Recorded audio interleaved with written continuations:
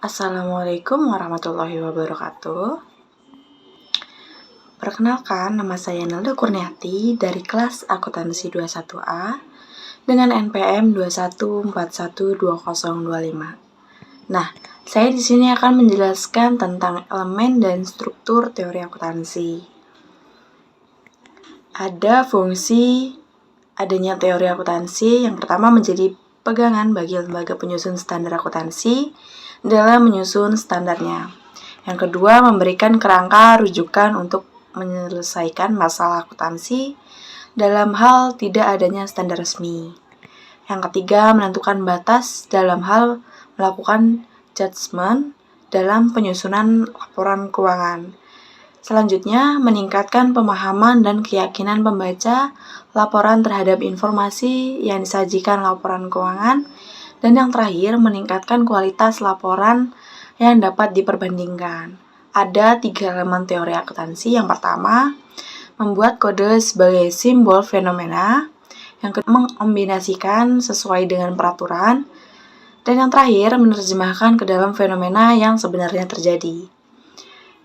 Selanjutnya ada 3 dimensi teori. Yang pertama, reduksionis, yang dimana teori dimulai dari asumsi, di mana teori itu tidak langsung merujuk ke objek yang diobservasi atau yang dipersepsikan, dan bukan pada pernyataan yang dapat diuji kebenarannya.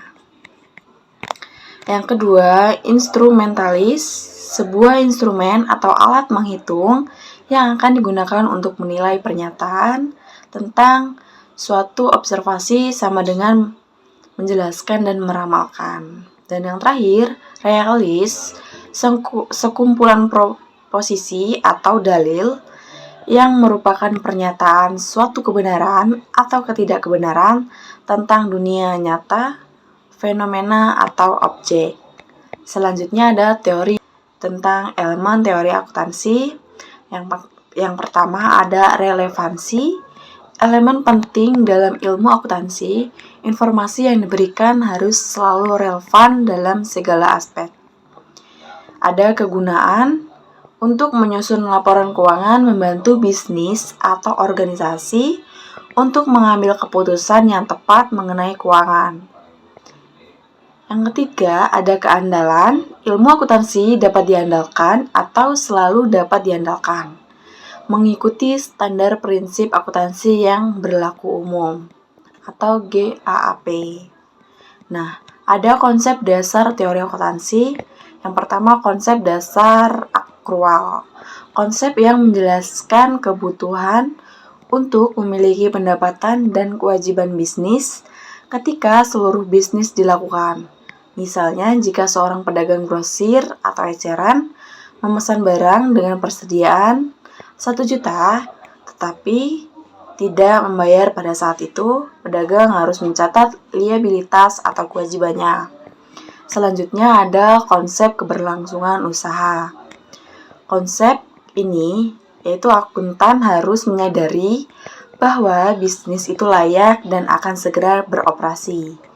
Jika akuntan menemukan bahwa bisnis tidak akan berhasil di masa depan, perlu untuk memberikan alasan yang tepat ketika menerima bentuk laporan keuangan yang digunakan.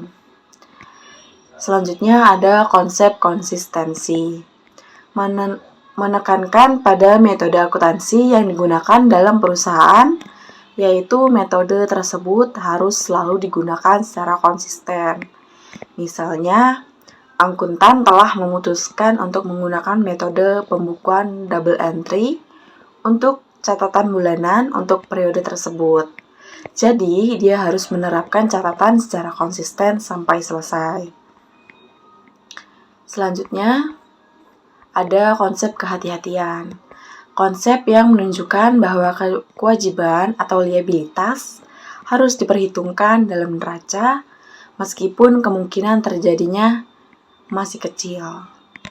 Nah, menurut konsep dasar akuntansi, yaitu konsep asumsi pandangan dan opini yang berlaku umum untuk dalam penyajian informasi keuangan kepada pihak yang berkepentingan. Konsep 45, dasar akuntansi memiliki 3 bagian, yaitu aktiva, kewajiban, dan modal. Aset-aset yaitu semua harta yang dimiliki oleh suatu perusahaan dalam jumlah tertentu. Hutang merupakan hasil kegiatan masa lalu yang telah dilakukan perusahaan dengan pihak lain dalam kegiatan transaksi perusahaan. Yang terakhir ada modal perusahaan yaitu modal yang disetor oleh pemilik perusahaan. Modal yaitu segala sesuatu yang dapat digunakan untuk memperlancar jalannya suatu perusahaan. Selanjutnya ada elemen struktur teori akuntansi. Yang pertama ada tujuan laporan keuangan, yang kedua A, postulat akuntansi, 2B, konsep teoris akuntansi, dan 3, prinsip dasar akuntansi, 4, standar akuntansi. Nah, yang pertama, tujuan laporan keuangan menyediakan informasi yang menyangkut posisi keuangan, kinerja, serta perubahan posisi keuangan suatu perusahaan.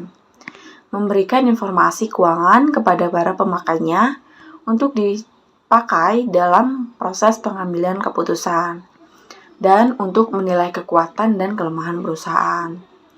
Tujuan laporan keuangan untuk menilai kemampuan perusahaan dalam melunasi kewajibannya dan menunjukkan kemampuan sumber daya yang ada untuk pertumbuhan perusahaan.